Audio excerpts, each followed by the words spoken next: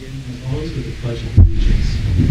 And Councilor Thornwood, would you mind leading us?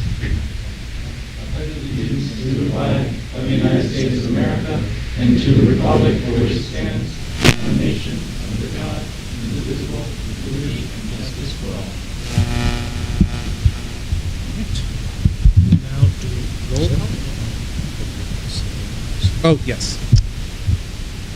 All right. Is there a motion to seal the minutes of the non-public session because the discussion will adversely affect the reputation of any person other than the member of the board or render a proposed action ineffective? I'll make that motion. Okay. And is there a second? All right. Will the clerk please call the roll?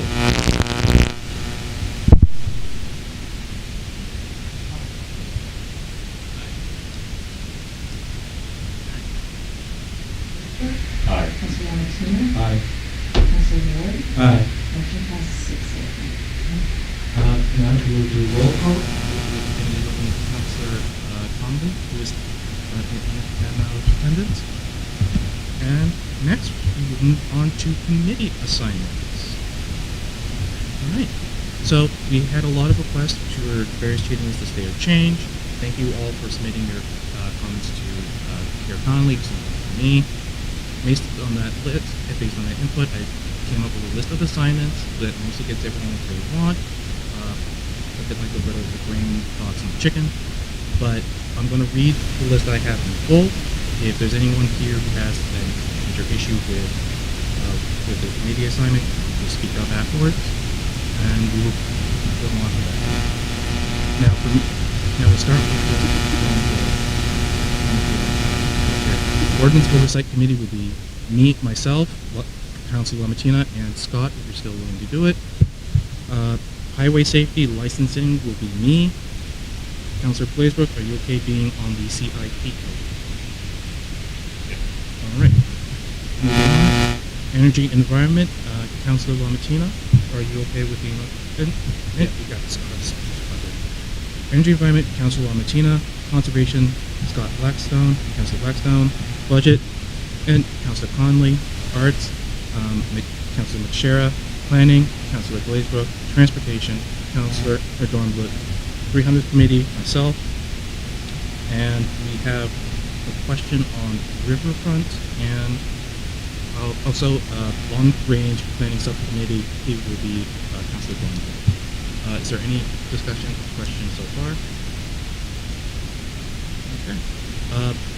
There was a request by Councilor Martina to step away from Riverfront since he had taken that role on when another councilor had left. Is there anyone here who is able or willing to take on that position?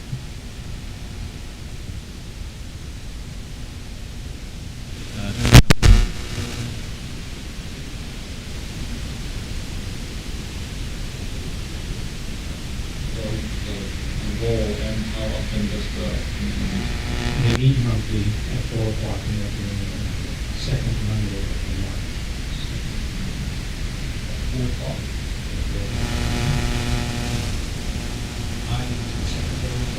Did the minutes or whatever?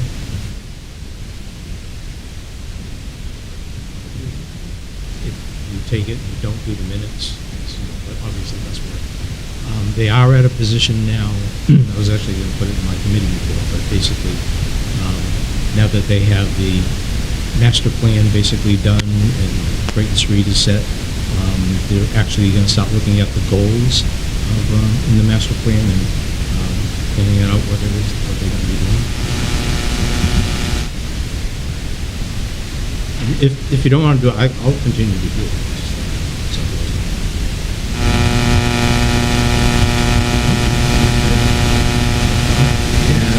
Is there anyone else willing to take on Riverfront? I guess, okay. Everybody step back. Sorry. I volunteer. Sorry. All right. Is there anyone else have any questions or concerns about their committee assignment? Awesome. One thing I will suggest is that if you get a chance, meet with the person who is formerly the representative of that committee, so you can talk to them about, ongoing projects and such. Now we will move on to public forum. We will now open. Council Blaisdell.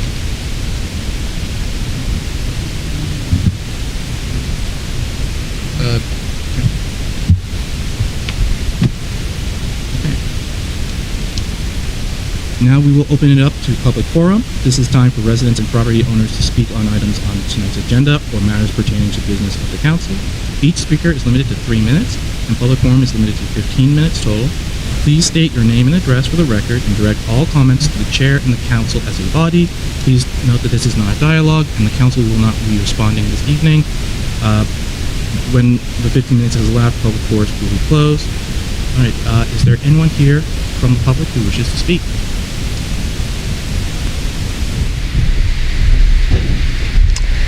Hi, I'm Tony Weinstein, 13 Moody Point Drive, and I'm just here tonight to report back from the cleanup that we did. We had, the numbers changed slightly from what I sent to the chair, but we had 46 volunteers and we picked up 83 bags of trash. So one person hadn't reported their numbers. So we've done this, for many years, and it wouldn't happen without the support of the town. So I want to thank the town for their support, in particular DPW, because it really wouldn't happen if it weren't for DPW. Picking up 83 bags of trash the next day, especially like as they're trying to do their spring, their regular duties and spring cleanups. It wouldn't happen without them. So thank you to Rick and to his crew. And then also one other comment that I really would be remiss if I didn't add. I've said this multiple times over the years. The amount of alcohol bottles on our roadways is alarming. I could probably tell you like what's trending in stores at the moment. There was a time when you couldn't go 10 feet without seeing a Fireball nip. I didn't see one Fireball nip, but Buzz Balls are all the rage apparently, and Smirnoff nips are very popular, in case you're wondering. So that's some sort. I don't know what the solution is, but something has to happen because it's really scary. And there was one other point that I wanted to make, and that is that people did reach out to me and ask, well, I can't do it on Sunday. Is there another time? So, I always tell people it's the easiest event. There's a reason that I do it every year, because it's super easy to manage. And I know that DPW would be helpful, but I am going to reach out to Rick because I have an idea percolating about how to maybe help that along, so that people feel like they have more access to be able to pick up trash. So that's all. Thank you. Are there any other speakers from the public?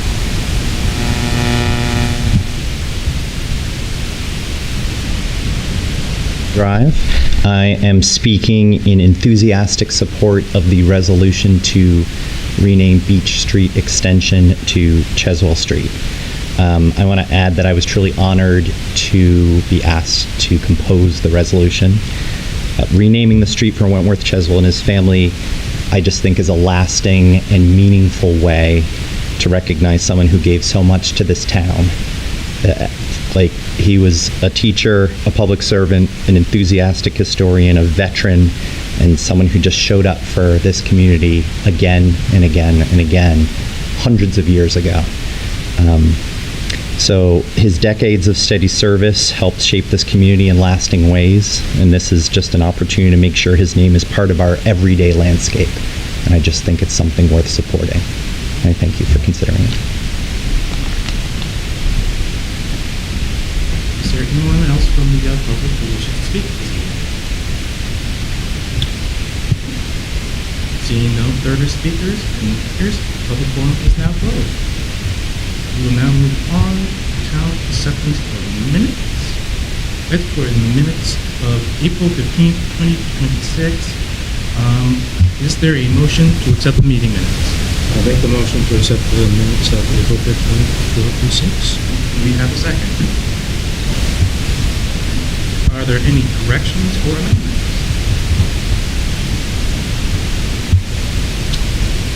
Seeing none, will you please call the roll?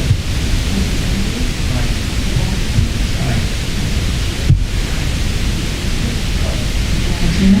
Aye. Counselor Ward? Aye. Motion passes 6-0. Right.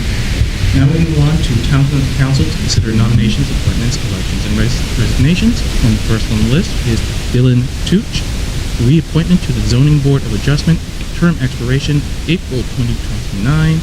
Is there a motion to reappoint Mr. Tooch? I'll make that motion. And is there a second?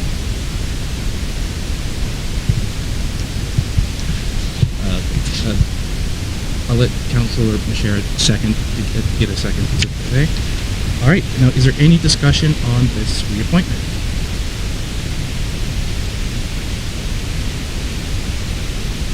Councilor Dornbluth.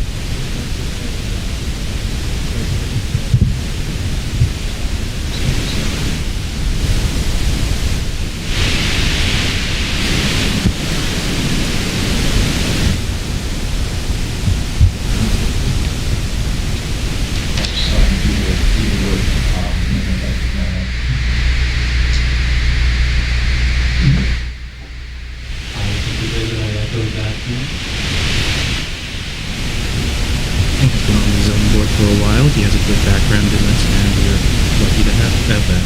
So, all right. Seeing no other discussion, would we please call the roll?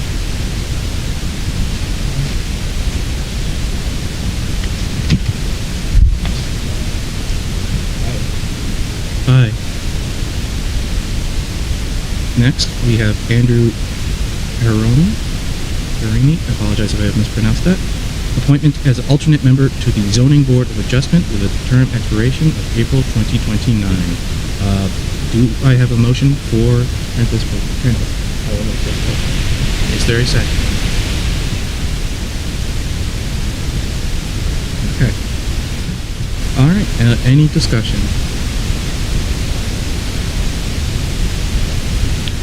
I would just like to thank Mr. Pieroni. Again, I apologize for saying your name wrong. We always need more people getting involved, and we're always happy to see someone try to jump on board this little ship. I don't know why I'm speaking to Chase. We're just going to move on.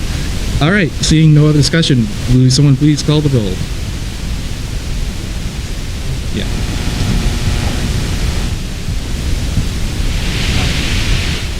Aye. Aye. Next, we have the report of the town manager. Thank you, Mr. Chair. I did provide a hard copy of my report as I was on vacation last week. First item, and I just received an email for a goal-setting session. It looks like Tuesday, June 16th at 6 p.m. if everyone's able to do that. It's a Tuesday right before our next, the second council meeting in June. Primex will come in and facilitate our year. And actually, that's right, Councilman Cherry, you're not going to be here either. Okay. Okay, we will try to get a different date. Maybe into July. The holidays and things like that. Yeah. Okay. In addition, one of the new requirements in the town charter is that all departments must submit a biannual goal and objective report to the town manager for presentation to the town council. What I'm going to do is I'm going to start using it as part of our budget process, and the department heads are going to have to submit their goals to me by September 1st, which is also around the time we have the budget due, and we'll present those goals as part of the budget presentation on that Saturday, so you can sort of get a mix of why their goals are and why the budget's related to that. And then the second report will be halfway through the year. Sometime in March, we'll get an update for the April council meeting, usually when the new council takes place, to see where they are with their goals for the coming year. I've already given the department heads a copy of the form they'll be filling out, so they're getting ready for that.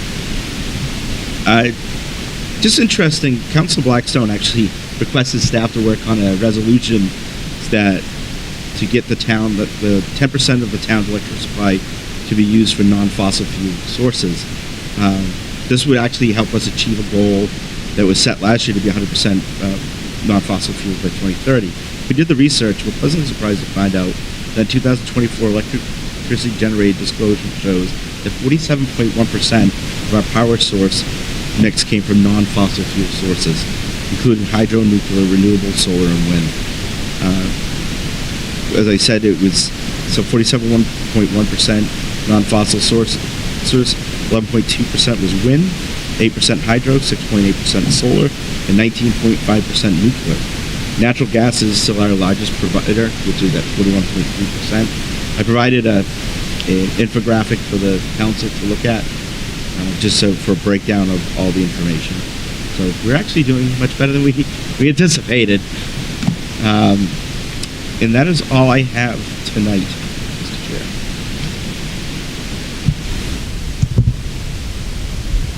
Are there any questions or comments about the town manager's report? I'm sorry, do you want to add something? Oh, sure. Sorry. Resolution renaming Beech Street Extension. I'm asking the council to hold that over for a third reading. We need to do some notifications on for public hearing, as well as notifications of individuals on the street to let them know that the intent is to change the name. So it's not ready for vote tonight.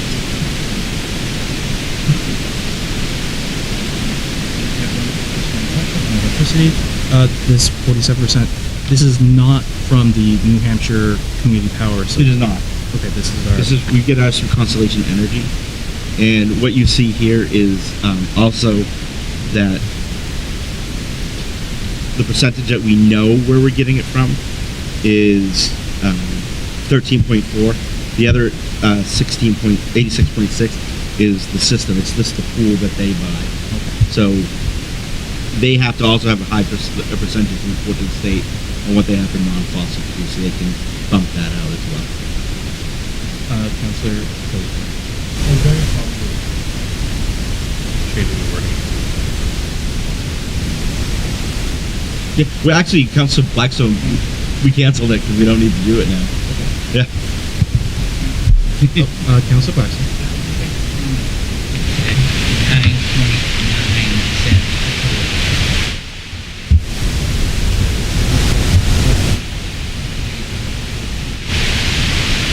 So this is community power extra. This is fantastic. Any other questions? We'll move on to old business.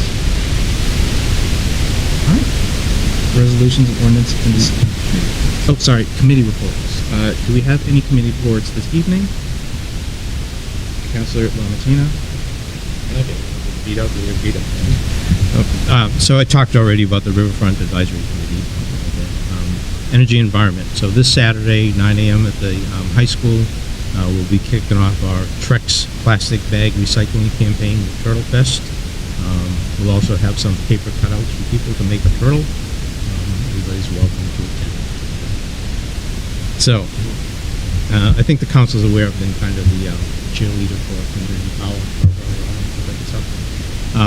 Although I believe community power will be good for Newmarket in the long run, I recognize we do have an obligation to protect the interests of Newmarket residents. That being said, I think we should have a Plan B in our back pocket. So at our next meeting, May 27th at 7 p.m. downstairs, we've invited a company, Freedom Energy, which is associated with a company called Community Choice. Community Choice is similar to Community Power. We're going to talk about their rates. Their rates are lower than Eversource. I welcome all councilors to attend if you can, ask questions, whatever. I think that's probably the first of several companies that we'll also take a look at, have in our back pocket just in case something with community power doesn't work. Community power, it's not official yet, but we are working on something with community power that will allow us to have 100% renewable energy at a fairly cheap price. Basically, what's happening right now is the RECs, the state law requires that RECs be, or the clean energy be 22% of the energy that's done. And that 22% has to come from renewable sources in New England. Okay? And they are charging $39 per megawatt, a million watts. Okay? We're working on something where we can get clean energy above that 22% from out west, solar and wind power at $2 and something cents per megawatt. So we'll be able to potentially offer a plan that's 100% renewable, fairly cheap. We'll see how that comes about. Do we have any, That's it. any committee reports this evening?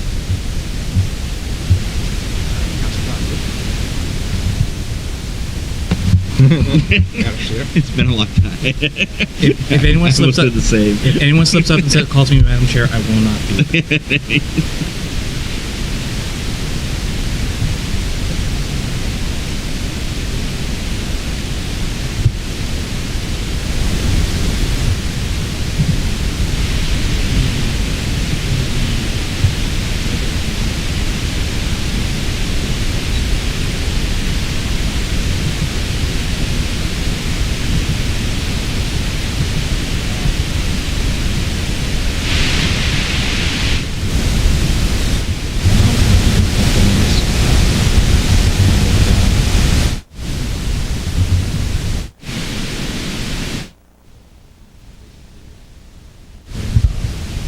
Elements of a package,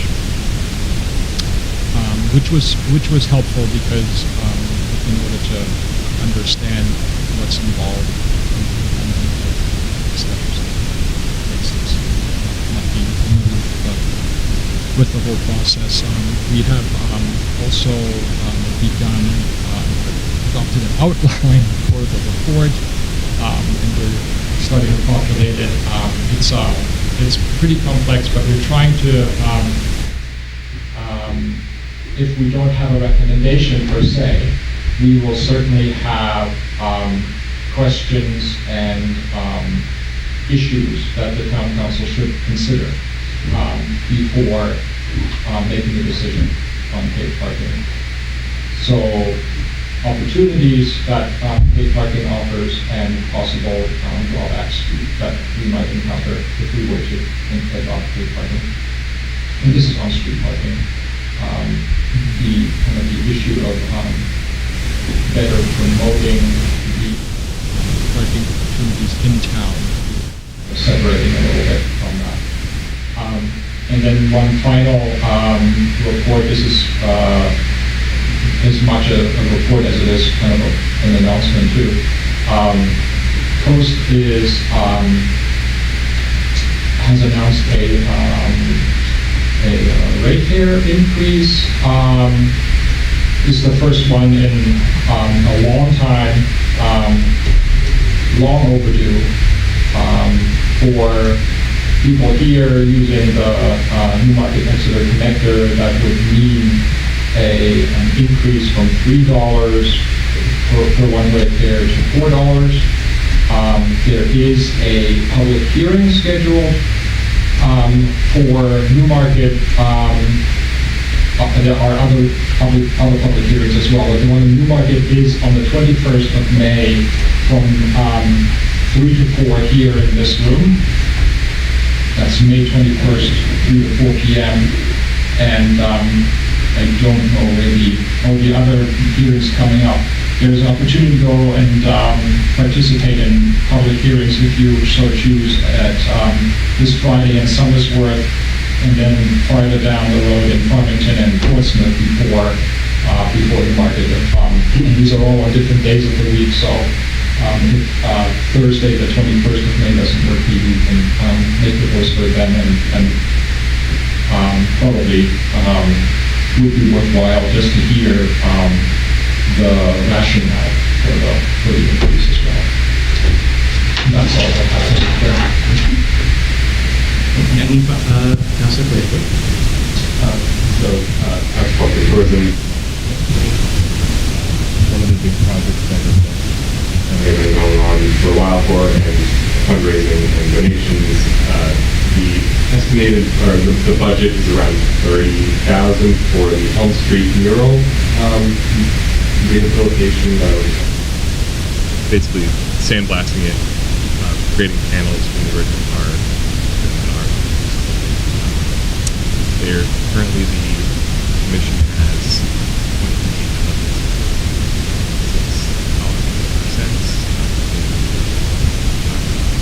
trust fund and a grant. That's half of the grant from the LRAC, Land River Advisory Committee. The other half, for $37.50, will come at the end of the project. But that's not in that number, but it's money that they're counting on for the project. So they're getting very close to having all the funding they need. And with that being said, they've released an they will be releasing this week an RFP for a piece of original art for the center 300th painting. So commemorate the 300th anniversary. The RFP has more information about what needs to be in, but it basically needs to have elements of the 300th logo and the 300th committee in it, and some text about celebrating. And that will go out before the end of the week, I believe. And the Pocket Park next to where Johnny Boston was, there's the mini art gallery. The keys to that will be turned over to the school, and they have agreed to the arts commission will continue to maintain the outside. If it is damaged, they will repair it. But the art that will be in it will be students, and they will figure out and do all of that themselves. Yeah, so that's really exciting. And that starts June 22nd, I believe. The Flag Day, I know some of you were able to paint some tiles for the mosaic piece that is going to be put up on June 14th for Flag Day. That all those tiles that were sent out they will need to have been completed by May 15th. There's 4 left. They're all in a certain place. They know where they are. Then that gives the Arts Commission, Arts Public Works Commission, 1 month to piece them together, because the way that the project goes is they sent 340 blank tiles that need to be painted, and then they sent 310 that were pre-painted to make the outline of the shape. So now it comes to piecing it together, making sure that the image looks like art. So that gives them a month to piece that together, and then the Flag Day celebration, June 14th, there will be an unveiling, there will be a color guard for the Boy Scouts, there will be some music, then after the unveiling, the color guard will lead everybody into the mill space for ice cream and a community sentiment.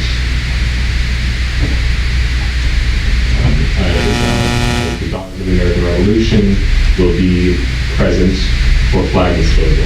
It's something that they normally do at other places in town, around that town, but they are going to do that event. So if you have little flags that you want to make sure are disposed of properly.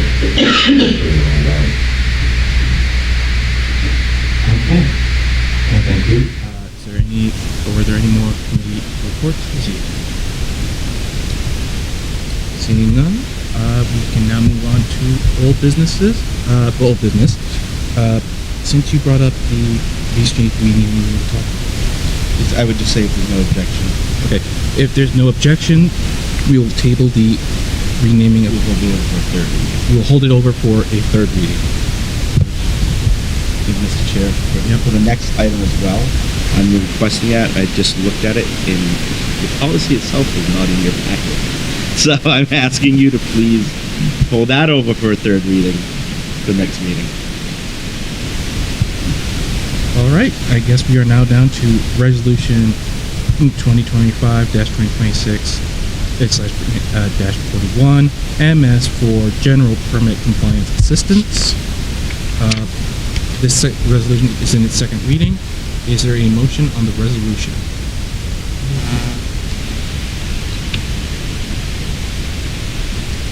Is there a second on the motion? Is there a second? Okay. Now, is there?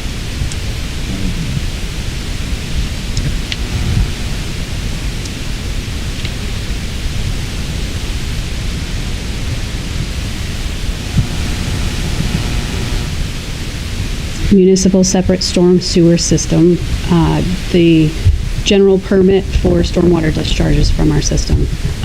There are a few specific requirements that we need to, and activities that we need to undertake in this coming fiscal year. So this request is to proceed with that work. It's a lot of illicit discharge detection and elimination activities, outfall screening, sampling, and catchment investigation.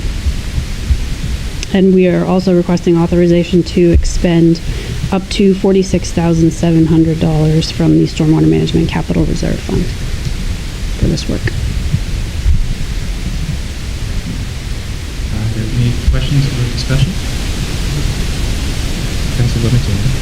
So, MS4 is storage. Oh, It is what is MS4? stormwater, specifically excluding sanitary sewer. And this work is an effort to ensure that it is strictly stormwater with no pollutants.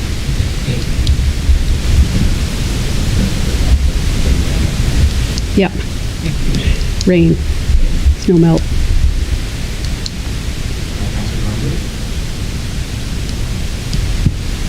The report mentions the ability to known system vulnerability factors. Could you elaborate what constitutes a system vulnerability factor? Yes, I can give an example. System vulnerability factors are defined in the text of the permit, so they're outlined there. There are specific things to consider, like, for example, the ones I can remember off the top of my head are age of the system, and that's specifically like the age of the pipes and catch basins for stormwater services. And another one would be a situation where within a roadway, the storm drain or stormwater pipes were installed at a lower elevation or down deeper than sanitary. So if you have a leaky sanitary sewer pipe and it gets into the groundwater, there's potential that it could get into, those are system vulnerability factors. So it's a list of those types of things that you use to prioritize which systems and catchments to investigate first. So this work is specifically focusing on those elements of the system that have known Yep. factors that are, there's potential problems. Yes. We're going to start with those first. And what would be would this contain the possibility for developing remedies if issues are uncovered? Will this result in a report that we can use to develop remedies, or will that require additional work to do that, to identify what a possible remedy might be? I guess that depends on what we find. It depends on what we find, and if we find it. Sometimes these things are easy, and you can find them by sending a camera up the pipe, and you can see a cross connection. Those are easy ones to find, and then we can eliminate. Right. The sources that are not so easy to find, we end up chasing a little bit, but this is to kind of systematically go through segments so we can isolate areas where we may have a likely issue and focus our effort on mitigating it as a next step. Seeing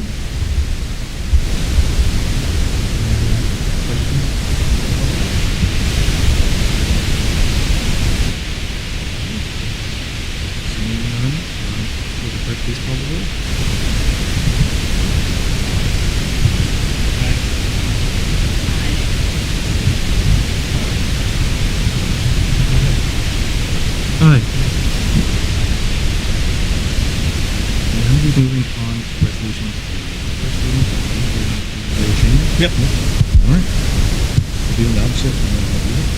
Okay. So, our first resolution in the first reading, Resolution 2025-2026-44, using the Compensated Absences Trust Fund to reimburse the town for employee compensated absences paid. Whereas the town of Newmarket, via the wastewater budget, paid out $19,680.83 for the compensated absences due to the death of an employee, and whereas the compensated absences capital reserve fund was created for the purpose of paying for departing employees' compensated absences, and whereas the compensated absences capital reserve fund has a current balance of $60,162.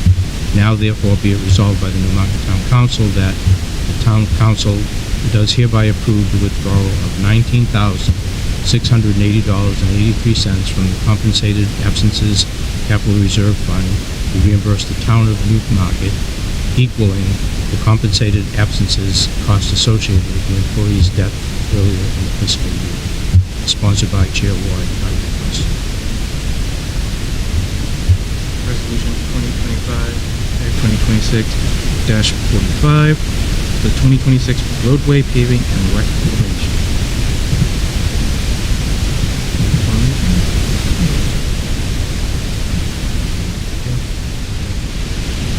Whereas the town put out an RFP for roadway paving and reclamation, and whereas the Director of Public Works and the town engineer have reviewed all proposals and has recommended Bell and Flynn LLC, and whereas the town budgeted $300,090 towards the expenditure of the operating budget, and an additional $540,000 is available in the roadway capital reserve fund, and an additional $125,000 from the municipal transportation fund, and an additional $85,585 from Fund 17 Packers Falls Road Project to fund the road management plan that was adopted.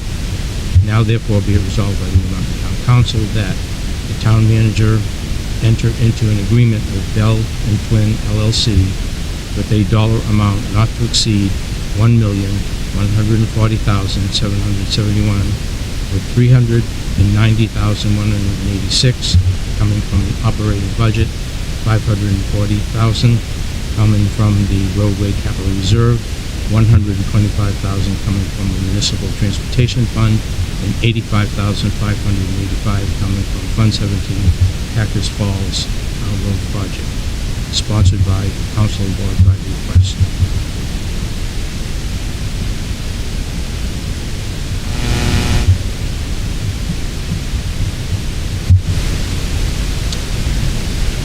Resolution 2025-2026-46, 2026 Sidewalk.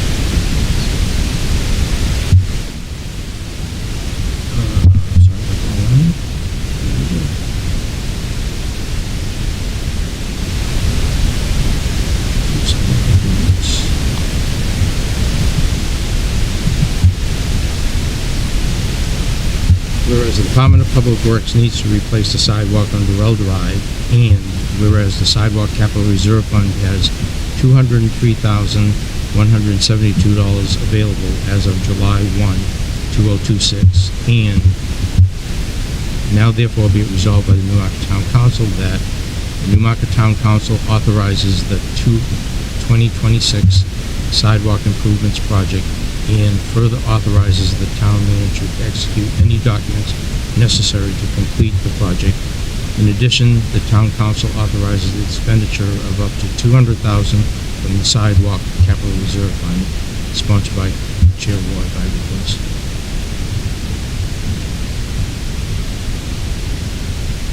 Resolution 2025-2026-47, using the town technology capital reserve fund to purchase a new vote counting machine. Whereas the town of Newmarket aims to provide a seamless voting experience and minimize wait times at polling locations, and whereas it has been observed that the current ballot processing speeds must meet specific ballot per minute thresholds prevent voter congestion. And whereas the town of Newmarket requires an additional Dominion ImageCast precinct unit to handle increased volume, provided said unit operates as optimal manufacturer rate speeds. And whereas the LHS Associates of Salem, New Hampshire has provided a quote of $7,000 for a Dominion ImageCast precinct electronic ballot counting device. And whereas the Town Technology Capital Reserve Fund, as of March 31st, 2026, has a balance of $28,753.90. Now therefore be resolved by the Newmarket Town Council that the Town Council approves the withdrawal of $7,000 from the Town Technology Capital Reserve Funds to purchase one Dominion ImageCast precinct electronic ballot counting device for elections in the town of Newmarket, and authorizes the town manager to enter into any necessary agreements with LHS Associates of Salem, New Hampshire to enable this functionality. Sponsored by Chair Ward by request. Moving on to new business and correspondence. Is there any correspondence to the town? None. All right, now it is time for closing comments by town councilors. Is there any closing comments tonight? Councilor Blackstone. Comment on the energy supply. As you know, the town council right now is recommending that the town council has defaulted everybody in Newmarket to the most expensive electricity supply. And one of the things that Community Power did was they allowed towns to act like big users. So for instance, Newmarket is a big user because they have these big power plants, so they can buy power at 9.9 cents with a 47% renewable, non-fossil fuel source, right? That typically had only been available to big users, companies, big towns, right? And so what Community Power did was they showed a structure where the town people can get together and act like a big supplier. And they can now go out and buy electricity just like the town of Newmarket does. And so this community choice and these people, they're offering power at like 10 cents a kilowatt hour, significantly cheaper than Eversource. Eversource doesn't really care. Eversource doesn't make power. They buy the power too. They make all their money on distribution, on sending it to you over the lines, right? So I would just like to, so there's a bunch of people now. It's not just one, not just community choice. There's a bunch of people now who are suppliers of power. They own power plants, and they've been supplying like towns and stuff who now want to get into this game. And I think that we should actively pursue it, and we should, move forward on it, because I don't think, when the people of Newmarket finally find out what we did, I think they're going to be disappointed.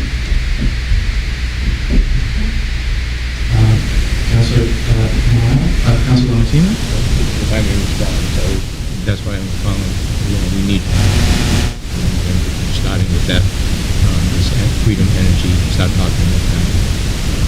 We shall see what happens with the next rate comes out end of June, early July. It's duly noted. Any other comment? Councilor Dornbrook? So, what you're saying, Councilor Blackstone, is that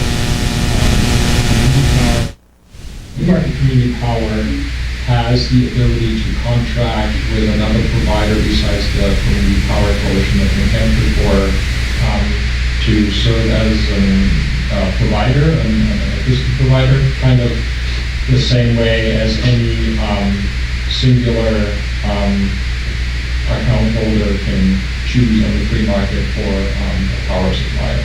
Yeah. So that the default power that Newmarket Community Power provides could potentially be offered at a lower rate if it were not in a contract with the Community Power Coalition, but chose to go with some other provider. Correct? Correct. Yeah. Do anyone else have any closing? In that case, I'll go and just like to remind everyone, chance to change this topic a lot. Turtle Fest is this weekend. On Saturday, May 9th,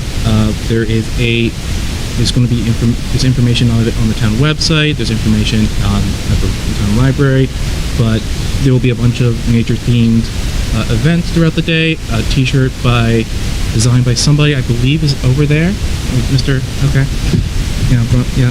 So I hope a lot of people come out for that. Conservation's worked very hard, and my shameless plug is that the weekend after that, my community event day, the second annual Newmarket Cemetery Restoration Cleanup Day, will be happening on May 17th. We will be cleaning up Burley Cemetery on Bald Hill from 9 to 2, and then in the evening from 6 to 8:30, we will be at the hall at the Polish American Club, where the Historical Society will do a presentation about the history of the cemetery and the history of Newmarket. This is our second year doing it. Hope to see everyone there, and we hope to see you come for the Turtles this weekend, come for the cemetery next weekend. All right, and now if there's no more comments, I will consider us adjourned.